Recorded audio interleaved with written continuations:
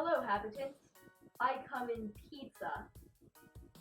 Okay, that was really lame. I got a haircut, and it is super short. I've been having some pretty freaky dreams recently, and I thought they were so funny that I just had to share them with you. I'll go get them. Okay, so this is a dream that I had about a dragon. So I dreamt that I lived in like Portland. One night it was thunderstorming like crazy, and all of a sudden there's this huge flash of lightning, and then all of the lights went out, and the whole city was just in darkness. After the lightning strike, the clouds just kind of dissipated, and it was like clear. That next morning, they found what they thought was a large snake that was impaled by a tree. Everyone was like, oh yeah, it's a snake. But there was this one guy, and he's like, that is no snake, okay? That is a dragon. And I was there like, seriously? Wait, slow down. Tell me about this. He said that it was a dragon because if you notice, the night before, with that crazy storm, that was caused by the dragon, because dragons apparently fly above the clouds where we can't see them, and they control the weather and stuff. But this dragon was like about to fall from the sky, so what he did was that he made this huge lightning strike to blind everyone, and then all the lights went out, so that way when he fell, no one would see him, and that's why he was impaled by the tree. And apparently he was circling in some spiral motion, and the way that he was impaled was kind of spirally. Because the dragon had fallen from the sky, apparently the clouds had stopped, being formed because the dragon wasn't there to control it. So after the guy finished explaining his theory, I was like, you're a freaking genius. So we went off together in his van to Canada somewhere to pursue dragon hunting. And then I woke up. Yeah, that was my dragon dream. So this one is about gold and vegetable oil. Okay, so I was a robot, right? And there were these bad guys that had this necklace that had like a lot of powers. So I had to steal it from them and then destroy it. And the way that I destroyed it is that I put it into a smaller drone sort of robot, and I flew him up in the air and he blew up. And then the bad guys saw that I had blown up the necklace, and they're like, you blew up the necklace? We're gonna kill you. And also I had some friends that were, helping steal the necklace with me. So we go running off into the woods to this abandoned house thing where we thought that the bad guys wouldn't find us. And I turned back into a human. We're all in that cabin house. We think the bad guys aren't gonna find us. And then they do find us, of course. And they light the house on fire. So we all have to get out really quickly. And one of my friends was really hurt because of the fire. And then there was this nurse person, and she was like, Gigi, you have to go back into the house and find vegetable oil and gold. I'm like, what? Why? Just do it! Just do it, Gigi! I was like, okay, I'll go do it. So I ran back into the burning building to find vegetable oil and gold, because I guess that was supposed to help my friend who was burned for some reason. I don't know. So I found it, but it was on the top floor. And by the time I had found it, the entire staircase was just completely in flames. There was no way I could have gotten out that way. So I had to climb out the window and down a ladder. Fortunately, this was a very old ladder, and many of the rungs had fallen off. So I'm climbing down, and there was a huge gap between two of the rungs. I'm trying to get down to the rung, but I slip, and I fall to the ground, and I remember that I was falling, and it felt really weird, and usually I wake up right before I hit the ground, but no, I felt myself hit the ground, and I was like, completely dazed. I mean, it didn't hurt, it just felt very numbing. I couldn't really feel anything, and in my dream, my vision was blurring and stuff. It was really weird. And I was able to crawl back to my friend and deliver the vegetable oil and gold to save her life. And then I died. I think. I don't know, I woke up. I probably died. So those two dreams were more kind of random and didn't make much sense, but this next one, this is like novel level. So this dream starts out, I moved to Texas, and I had this really cool neighbor, and we really got along. And one time he sold me a taco, but I didn't have any money to pay him back, so I was like, I'll just pay you later.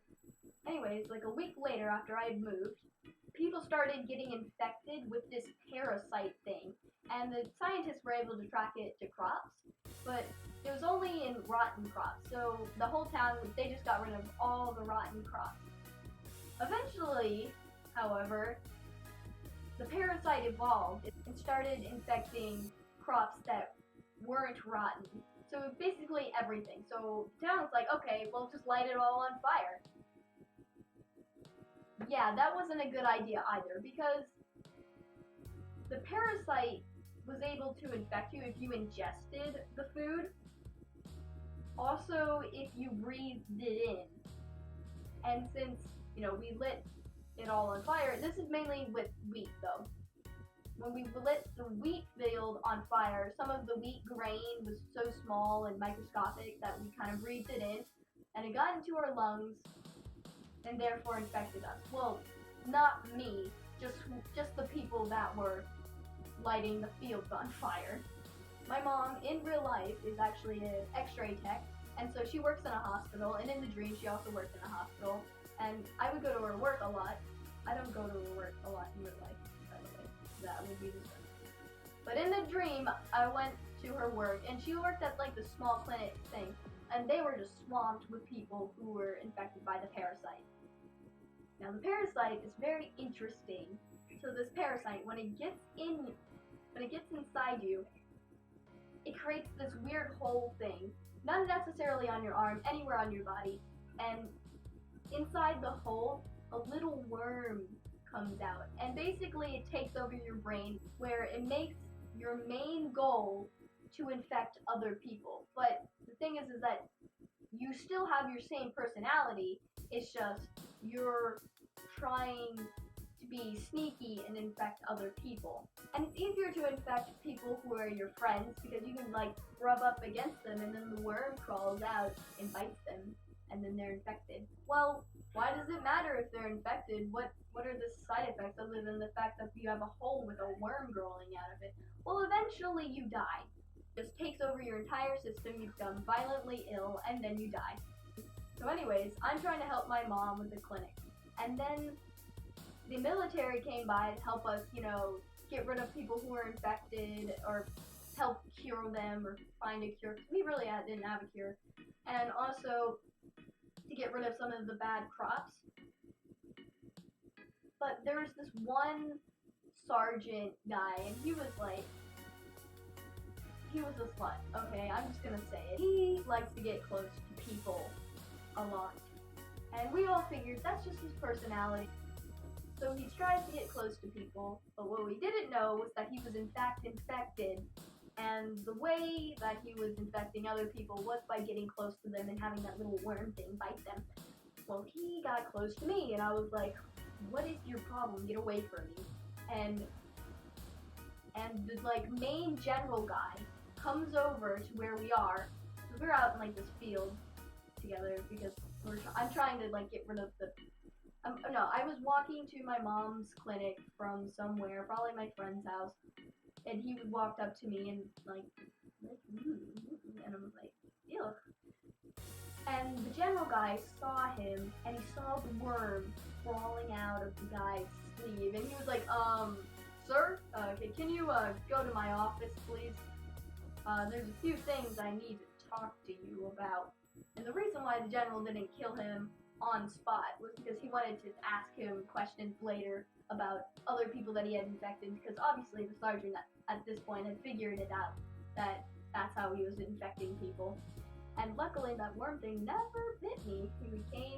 The sergeant came and saved me just in time. Thank you, Sergeant, if you're watching. Oh wait, you're a figment of my own imagination because I'm crazy. And then the mayor called a meeting in the town square, and she basically told us that the entire state of Illinois lit all of the crops on fire, and they all ingested them, and now the entire state was just infected. See, now where I lived in Texas, only a small majority, because we had started burning the crops, but as soon as we found out that you could be infected by inhaling it, we stopped. But you see, Illinois was like, no, we just have to get rid of it all. Just take the chance, wear a gas mask. That didn't work. And now they're all dead. Well, no, they're not dead. They're just going around infecting people. So basically, the whole country was then under quarantine. Yeah, that was my novel story. I have other novel stories, but I won't get into them. Sorry if my videos recently have been a little long. I'm trying to keep them shorter, but I just figure I have so much stuff to say, I just don't shut up. Also, I have another idea for a video where I talk about politics, and I don't really want to get political on this account because I know some people are going to say, oh my god, she's a Republican, or oh my god, she's a Democrat, but honestly, it doesn't really matter which side I choose, I'm still gonna get ridiculed.